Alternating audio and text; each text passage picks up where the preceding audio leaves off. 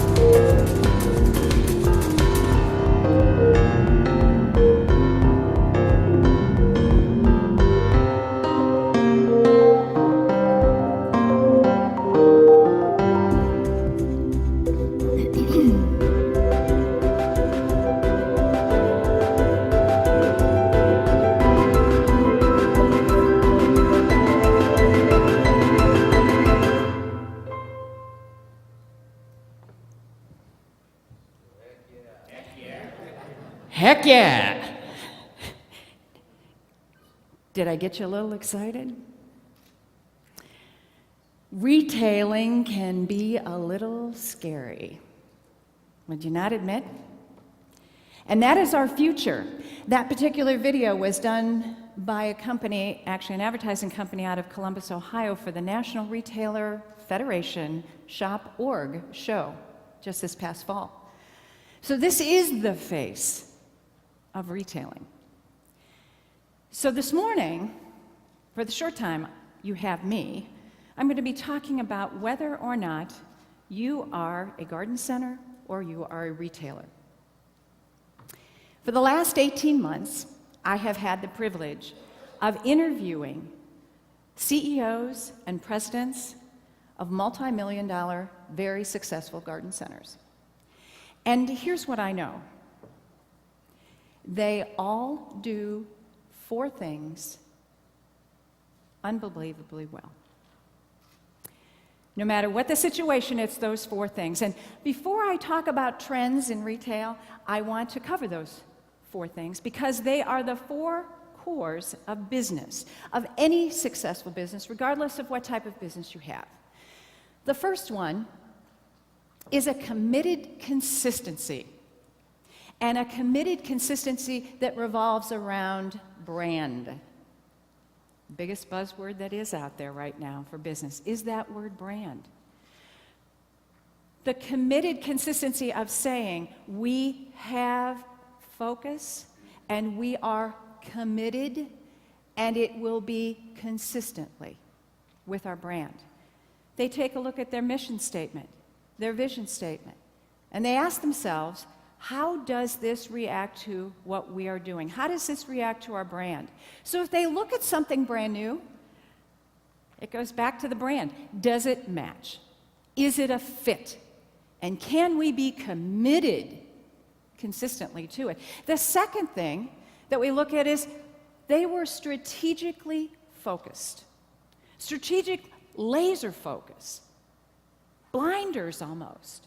That if we choose to do something, we're not going to get sent over on this rabbit hole or down this line. But there is a little word there, and that word is flexible. I would bet in an audience this size, most of us have a GPS system. How many of you have plugged in a location, an address on your GPS system? And you've made a decision, you're going to stop for lunch or a cup of coffee, and you get off the road. What does she normally say? Recalculating route, to which I talk to her. And I say, Susie, I'm going to make a pit stop. I'm going to the bathroom. And usually, Susie gets a little upset with me because there are times that she also says, make the next, what? Legal. Notice it is legal. We're making the next legal U-turn. She's not very flexible, but I think it's rather humorous that most GPS systems have a female telling men the directions. Just saying. So, be a little flexible. They are strategically focused, but they are also flexible. Number 3, embrace technology. That video said it all. But that word above it, to me, is key. Embracing. Get your arms around it. It's not just, oh, we're going to try that. Oh, we're going to test that. Oh, maybe that'll work. It's embracing technology is really what the very successful businesses are doing. And last of all, they are hiring expertise.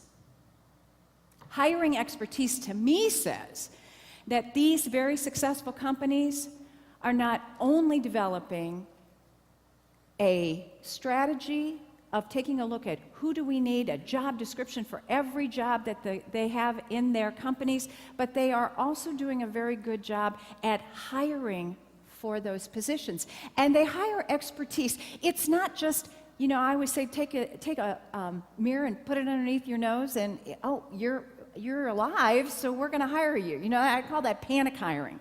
So we're not panic hiring. We actually have a method to the madness because those 4 things are the cores of any good business. Committed consistency, having a strategic focus, embracing technology, and last of all, hiring expertise. So I ask you, are you a garden center or are you a retailer? The question still remains. There are three trends, really, that I want to talk about this morning that define a retail business. These are the trends that we're seeing out there. John was so eloquent as he told you some new ones, and I hopefully that you were writing them down. But for retail,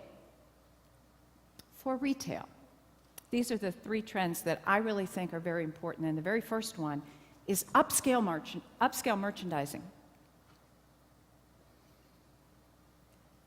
Upscale merchandising doesn't mean, hey, we just got that shipment in. Open it up and find a spot.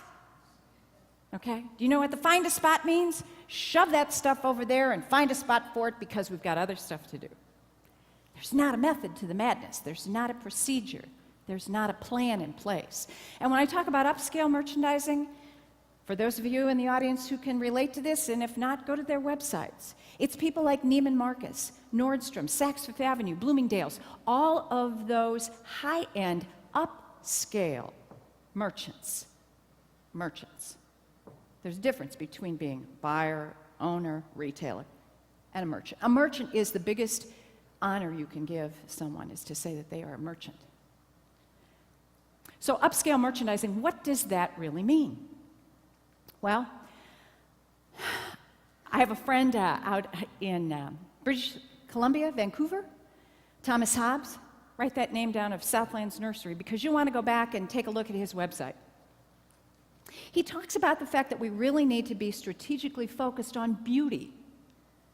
Well, I just bought that. It's really pretty. Oh, no, no, no. It's beautiful. And what you do and how you display it really brings out that beauty in it. I love the old school term that he used up there was window dressers. Now, my guess is if you are a baby boomer. We'll just say that. If you're a baby boomer, you probably know that term, window dressers, because a window dresser was hired by a department store to make a display in their windows so that we could come and look at their new merchandise. Because they didn't have a window to a website.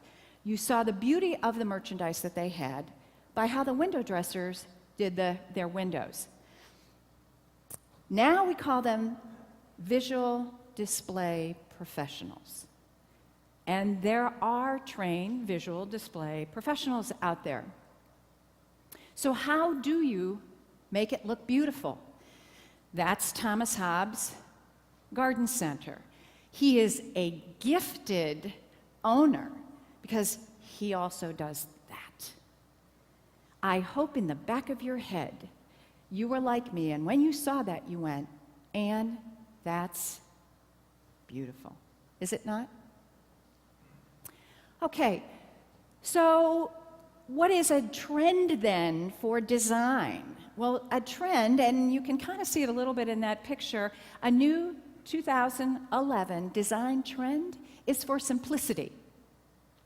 What are you doing within your garden center that is kind of simplicity? Not just throwing it all together and making a big pile out of something or saying, oh, it makes an impact because we have 100 pieces right there. Or blue glazed pottery. Anybody want to buy more blue glazed pottery? So when we look at it, what are we doing that actually creates that beauty, that makes people want to stop and stare and say, I want one of those? Well, simplicity has to do with it, and I also believe, and I am wholeheartedly of the opinion that the Gen Y generation, 70 million strong, is our next customer. They are also the customer that have really high demands, and those demands happen to be for making my life very easy, don't make me jump through hoops, and make it as seamless as possible when I'm buying something. So my question to you is, what happens when the weather breaks and the snow is gone and you have people in line? Do you have a handheld scanner that you can go and scan their purchases? If you don't have that, what's your scheduling process like? Have you really looked at your percent of your sales to what your staffing budget is? Have you sat down and really taken a look and said, this is where our uptime and downtime is? And if you haven't, have you also said, well, you know what, we got a plan in place if there's an overload of customers that happen to be waiting to get checked out? Because customers are going to say, you know what, it ain't worth it standing around because it's old school. I don't have to anymore. I don't have to. It is so yesterday. Well, I would be remiss if I didn't talk about buying, because I am an ex-buyer for the May Company, as a matter of fact, bought junior sportswear for a number of years, and there's no fickle customer than a young, 13, 18-year-old young lady, because when she don't like it anymore and somebody makes fun of her at school, guess what? She will never wear it again. And you can't get rid of it. So I know that there's techniques in buying, and I'm going to ask you, what do you do as far as your buying plans are concerned? Because that relates to merchandising. Depending upon what you buy and how you buy it and how you give it to the expert who's going to merchandise it really sets the brand and the face for your store. So what kind of buying plans do you take to market with you? If you were in Atlanta a couple weeks ago, did you go with a strategic plan? Do you know what you have by classification for the beginning of the month, the end of the month, your planned sales, your turnover, your gross margin? Do you have a vendor analysis where you can look at it and say, I know how many vendors I have in each classification, I can tell you how they are performing, and I can tell you who I'm going to fire? Heck yeah. Am I right? Sometimes we have to fire the non-performers. So what does your buying plan look like? Because you see, if you have a really strong buying plan, and you're going to hear more about that today, it makes merchandising and display so much more intriguing. Because now when you have a plan and you go to market and you say, I'm going to buy this, I know where I'm going to put it, and when it comes in and it's all white, that's where it's going. But Ann, I have these reports and they come in off my POS register system. If you have a POS register system and you are a retailer, you fall into this category. 70% of all retailers do not use their POS register system to its fullest capacity. Would you not agree? Heck yeah. It's like when you got your first computer, do you remember that? Oh, look, it's pretty and shiny, and look, and it plays that little da-da-da-da, you know, when the Windows things comes up. But we didn't know how to use it completely, and I still don't. But what could you learn differently on your POS register that would make what you do in your strategic operations running a business easier?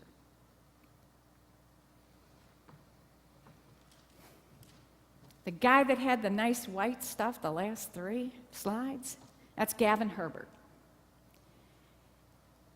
I was really impressed when I met Gavin Herbert, and I was really impressed with his garden center.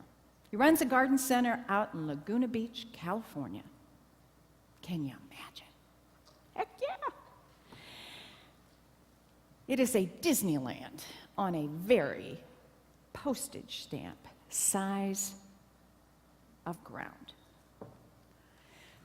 He went out and stole 6 guys from some of the highest end retailers. He stole them from Bloomingdale's. He stole them from Crate and Barrel. He got them from Williams and Sonoma. And he hired them and trained them and said, make our garden center an experience. Make it a place that people want to come. And he said, people call us on their cell phones from the airport and they say they're on their way. But how did he do it? He hired expertise. And he ended up saying that if I hired that expertise, it brought us in $800 a square foot. Now, I don't know how many of you are retail gurus out there, but $800 a square foot is a big chunk of change. Would you not agree? Heck yeah. You'd take $80. You know, what would you do differently to increase that? So if we're looking at merchandising, we have to look at beauty. We have to look at simplicity. We have to look at buying right, unless we have to look at expertise, and that's the first trend. So what's the next trend? Well, I'm going to ask you again, are you a garden center or are you a retailer? That next trend is marketing. It is the new hidden persuader. Hidden. Isn't that kind of fun? I was speaking to a garden center owner who had been around the block a long time. And I said to him, what kind of marketing do you do? And he really got in my face. I mean, he was in my face and upset. And he said, Ann, don't tell me I have to do this Facebook stuff and this Twitter stuff and all of this, because I don't do any of it.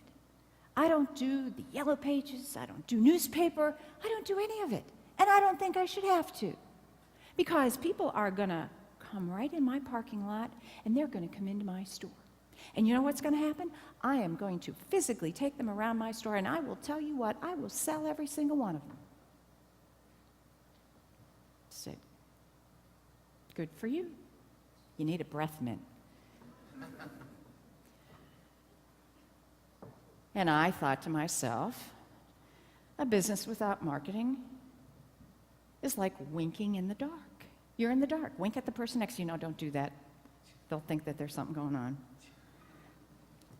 1957, New York Herald. Do you need marketing? Only if you want to do business. Just saying. How many of you saw these logos and said to yourself, at some point in time, I know we all did, oh, that's just a fad. It will never last. It's just for those college kids. Those are the kids that just want to be friends. Well, I didn't see the movie, but I'm thinking he made a lot of money on that. So look at those that were up there. Facebook, Twitter, email, Groupon, Google Places, Foursquare. We mentioned them, and there's others. Living Social Deals isn't even on there. I really challenge you today to take one and do it really well. Just one. Because here's what I think I know, is that if one of those goes away, like how many of you had a MySpace account? Ooh, remember MySpace? Well, that just kind of like fell by the wayside, but something took it over. And I believe that there will be other ones out there. So if you know how to do some of these, it's coming. You saw it in the video. There ain't any question. 1962. You can figure out the time. I was in elementary school. Walking home from school. Oh no, it's like walking home in the snow, but I'll make it September. And I look over my shoulder and I see there is a young gentleman, all of 10 or 11 years old, following me. My mom was waiting across the street for me, which she always did every day, about 3:30 in the afternoon when I come home from elementary school. And I see my mom, and she's got this kind of quizzical look on her face. And I run across the street as I'm still looking in the back end of my shoulder, and he's still there. And my mom looks at me, and she gets this silly little grin on her face, and she bends down next to my ear, and she goes, I think he likes you. And so he wouldn't hear or see me. I went. And the next day, what all girls did, and if you were with me, you know this, I got the white paper with the blue lines, and I wrote to my best friend, I think Bob Wilhelm likes me. And then I carefully folded it into origami. How many of you remember the origami notes? Because you could get caught in school for passing what? Oh, come on. None of the rest of you got caught for passing notes? Well, I did. So you slid this note over to share the experience. 40-some years later, we are liking people, and if you're on Facebook, you know what this is, don't you? Look at the person next to you and give them a thumbs up. Come on, just look at the person next to you and give them a thumbs up. Because we want to be liked. John, I was sitting there looking at your slide on Levi's. You probably didn't see it. I looked at it. Do you know how many people like that? It was like 2 million. Almost 3. 2,700,000 and some counting, because you know it gets bigger. Facebook has got over 500 million users. So I looked at that and I went, oh, I see. So if I like it and then I share it, it goes a long way. So likeonomics, the power of micro-influence. I love this quote. Just read it recently. That Facebook is a conduit. I love that term. It's a conduit for building those relationships and building your brand. It engages the audience. It is not, ladies and gentlemen, about whether or not you had a Starbucks this morning. It is not about where you went this afternoon. It is a committed consistency with a strategic focus on embracing technology. And if you don't know how to do it, hire expertise. Because I have news for you. If I came to your garden center, my guess is you got somebody working for you that's under 30. And if they're under 20, they can do it faster. Ask a 15-year-old. Tell one of your sales associates you'll give them $20 more a week just to keep your Facebook posted, because that's what the successful garden centers are doing. This happens to be just an old Facebook page because it had silly bands on it. How many of you sold silly bands and would like to burn them right now? Okay, but this was in the summer. I happen to have a very favorite, very, very small, can I say small? Really small. Garden center, it's my favorite. It's called Baker's. It's in Columbus, and it's only one location. And I always say I have to go for Baker therapy. If I'm in my home office and I have had it for the day, I go and wander around Baker's. And here's the thing. I rarely leave without dropping $100. It's a bad thing. It is. I really can stand up and say, I have a problem. It's like I have a problem. I have a Baker therapy need. And Baker's, a couple weeks ago at the Atlanta show, came up on my Facebook. They had pictures of 3 things. And underneath that, the statement was, comment on these 3, would you buy them or wouldn't you? And the first 20 that get back to me, out of that first 20, somebody will win a $20 gift card.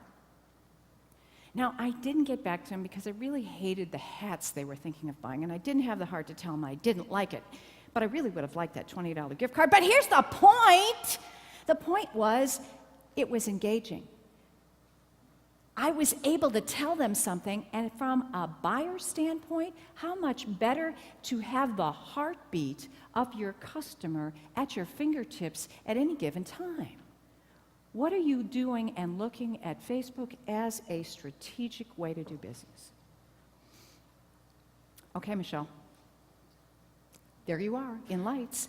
Michelle's going to talk about YouTube. YouTube gets 2 billion views a day. And it's cheap and easy to do. With a flip camera and your laptop, it's a done deal. How are you staying in the front of the face of your customers? Bring me back, the new look of events. So marketing means technology, but it also means event planning. I'm going to scare you. I'll ask you. How many events do you have on your calendar from now until the end of your fiscal year, whenever that should be? Do you have a strategic plan in place of what exactly each one is going to be like? Do you know exactly the process you're going to do to advertise it? And do you know what the ROI is going to be on it? And do you have a meeting planned after that event to make a decision of whether or not that event was successful? Because the customer wants to come for events. 1994, small TV station started with the letters HGTV. How many of you thought it was only a few years ago HGTV came out? How many of you have a favorite HGTV program? If I told you to share it with your neighbor, you guys would be talking forever, because it's everything from like Curb Appeal to Landscapers Challenge to I don't like Homes on Homes, but all of the different ones, House Hunters International, you name it. Am I right? There's a ton of them out there. So whenever I find that there's nothing good on TV, I always want to watch HGTV. And here's the thing I've found out about that. It has helped the orange and blue stores thrive because it is project-driven. Your customer wants a project, but they also want success at the end. And I don't think the people in the orange and blue stores are probably going to be there with them to make sure they're successful. So what are you doing when it comes to events and making sure that your customer is going to be successful And that they've got a project that you're going to be with them on, because you know if you make them successful, they'll do what? They'll come back. Exactly. Now, it can also work in generating sales.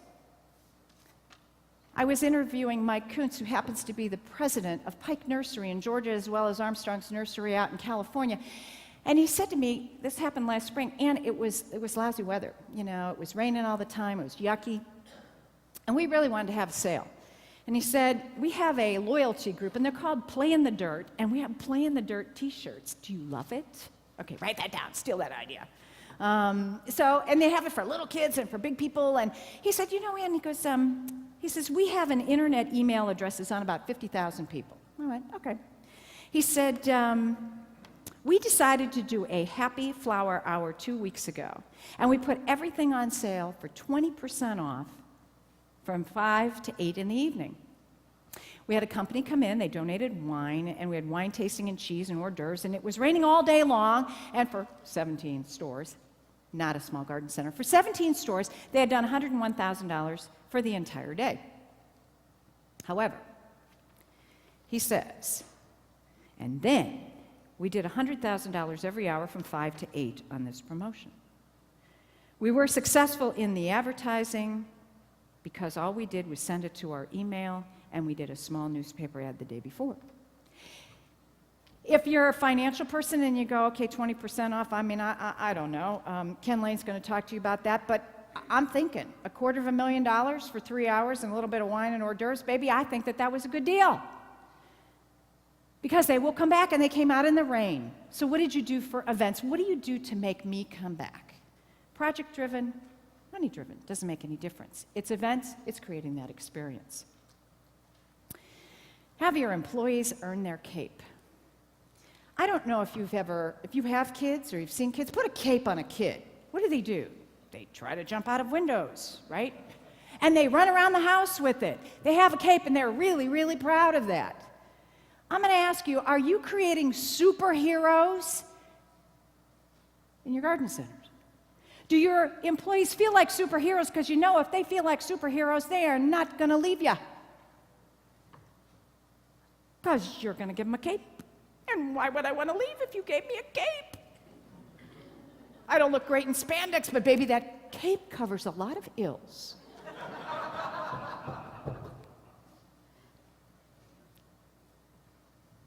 Some of these garden centers that are really successful are spending $250,000 on training every year. What are you spending on training?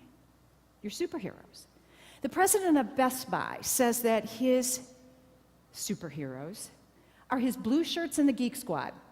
If I said Best Buy, you've already got the brand in your head, don't you? You know it's my colors. It's the royal blue and yellow. And he said, I want my staff to be internet search engines, or search engines for the customer.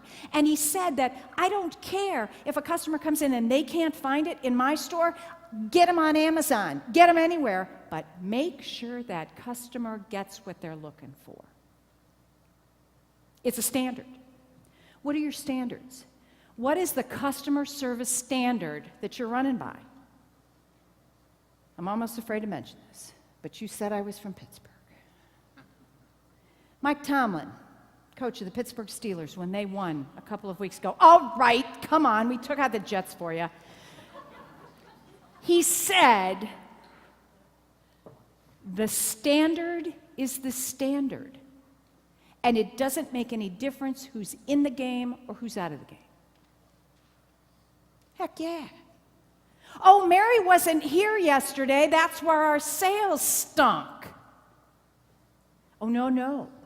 Because the standard is the standard, and everybody lives by that standard, and we reward that standard.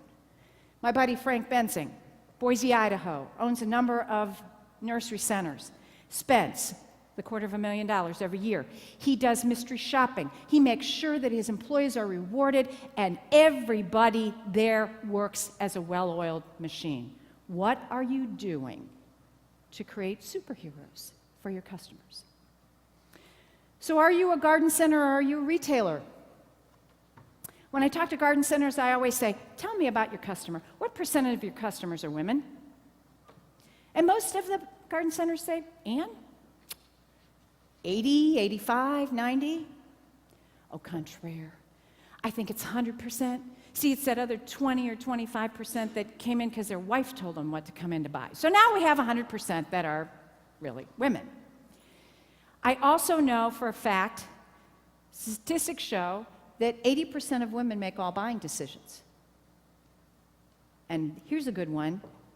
They also account for $7 trillion in consumer and business decision and buying. I don't know how many zeros that is, but I think it's a lot. So if women are your best customers, don't you think it would be a good idea to see your business through a woman's eyes? Take a look at your business through a woman's eyes. We've looked at merchandising, we've looked at marketing. Now take a look at your business through a woman's eyes. Gavin again.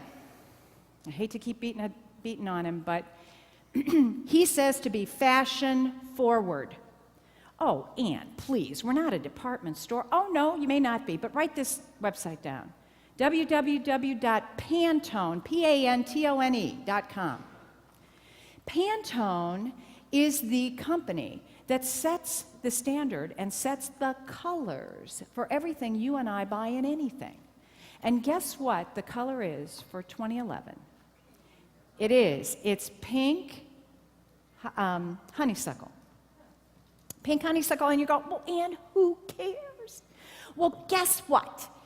The women customer is going to find pink honeysuckle shoes and towels and stuff for her kitchen and clothes and lipstick and everything else.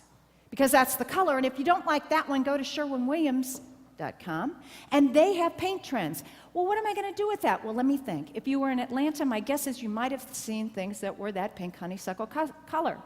And so wouldn't it be nice to be able to paint something in your retail garden center to be able to merchandise and display it against pink honeysuckle? So she is fashion forward, but 80% of women do something else. Out of your complaints, 80% are probably women. Yes? Heck yeah. So maybe it would be important to know what women want. Number one, probably the easiest one, is cleanliness. The Cintas Group, who is a company, large cleaning company, worldwide known company, just posted last week a statistic that said 99% of U.S. adults relate cleanliness to the perception of your company. And the funny thing is they gave three things: bathrooms, odors, and shopping carts. Do you have bathrooms? If I have to go, what does it look like? Is it an afterthought? Second thing, odors. What can you do about that? I'm not sure, but how can you counteract that? And the third one, the shopping carts. Do you have one of those cute little red wagons that I haul all my stuff in? Well, I know. I was on the trade show floor. There's some really cool ones with white walls, I think, on them. So what do you do to be able to make sure that that's clean? Because you know, when a woman's going into a grocery store, ladies, what do they have now when you go to get the shopping cart? They have the Clorox wipes, right? Now, I'm not saying you have to do that, but do you see, statistics don't lie. This is what people are looking for, so this is what the customer wants. Feminization of store design. I found it fascinating to read the book from Paco Underhill that talks about what women want. And he talked about the feminization of store design, and I went, well, I'll be. That's why I don't like walking into a garden center, greenhouse, and seeing from here to the parking lot out in front of the convention center of nothing but rows and rows and rows, straight rows of annuals and plants and hanging baskets, because I get overwhelmed. You see, that's not how I am used to shopping. Get yourself into a large store and find the racetrack that goes around the stores. Take a look at roundedness. Make displays that are rounded. If you didn't notice in some of those first slides that you saw that it was a softened effect. And last, unique and do it for me. Oh my goodness, just heard about being unique, being different. I don't want the same thing everybody else has. That's why I now make my Facebook page my brand. My BlackBerry is different than everybody else's. My web page is different. The clothes I wear, the person I go to do my hair, they are different because I want it that way. and do it for me. I talked to a garden center who said, we have these things called filler-uppers. Who knew? I've got an empty urn on the front porch. I don't have time to put it together, but boy, you did a great job of it. So I went and got the filler-uppers, and I put this gorgeous arrangement in my pot, and my neighbor said, "So Ann, nice job. Like it? Oh, yes, it's very pretty. I'm proud of it because it's me. It's unique. It's different. You did it for me." I wish I could tattoo this on the inside of every retailer's eyelids. What makes this packaged product space design female friendly? Are you going to go back to your garden centers and look a little differently at your store through a woman's eyes? Because the Harvard Business Review says that there are two things that will make a business fail: failure to adapt and failure to adopt. Failure to adapt is by taking nuggets that you hear today and saying, well, you know what, I can't do $800 a square foot, and I really don't have that money to hire a designer. Go to your local college, call them up, and find out where you can get free help. If you've ever put a kid through college, how many of you had a kid who had an internship? How many of you had a kid who had an internship that got paid? No, they tell them it's what? It's great experience. So find a college that has a 4 or 5 year degree in interior design and get yourself a free designer, because it won't cost you very much, but it could have huge results. Adapt what you learned today, and then adopt it. Because what happens for those people who fail, they had great ideas. Oh my gosh, I had a list of them, but I did not adopt them. I didn't make them my own. I wasn't committed consistently. I didn't have a strategic focus. I didn't embrace technology. And I guess I just didn't hire the expertise. Doing business as usual, ladies and gentlemen, may mean not doing business at all. Come on. This is my newest grandson. Welcome, Nolan Robert Gray. This was at Christmas time. He's in his Christmas jammies with his little Christmas hat on. And because I'm the speaker, I can put him on IMAGs. And I am so tickled to see him. My little Noli bug. Well, Nolan won't see some things in 2011. And I'm just going to cover a couple of things that Nolan won't see. These were on the internet. How many of you read these or heard these? These are just a scream. Nolan probably won't see magazines and newspapers, videotape, movie rental stores, long-distance service, newspapers, newspaper classified. Oh, heaven forbid, you'd go where? Craigslist. Why wouldn't you? Dial-up internet. How about paper maps? I like that one. Wired phones. The evening news. Why? Because you can go online and see what?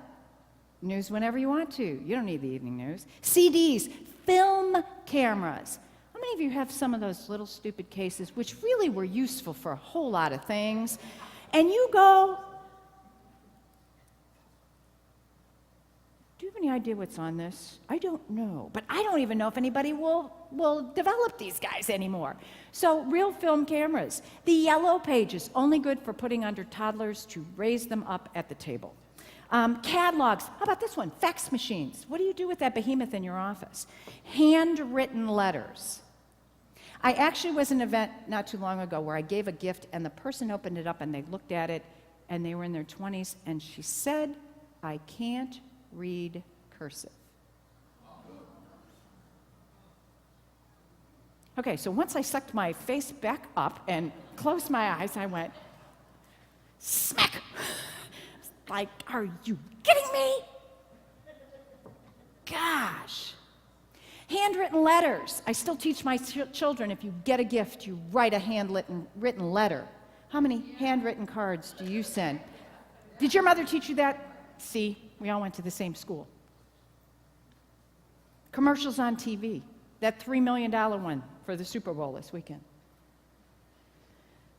So, are you a retailer? Are you a garden center? It's all about your attitude.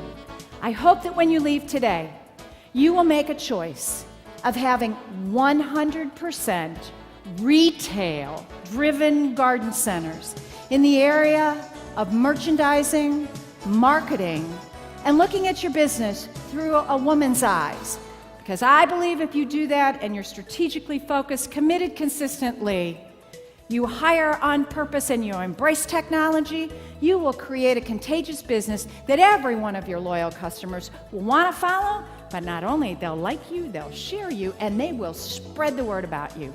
I hope you've had a great morning. It's going to be a great day. Thank you so much. New England grows.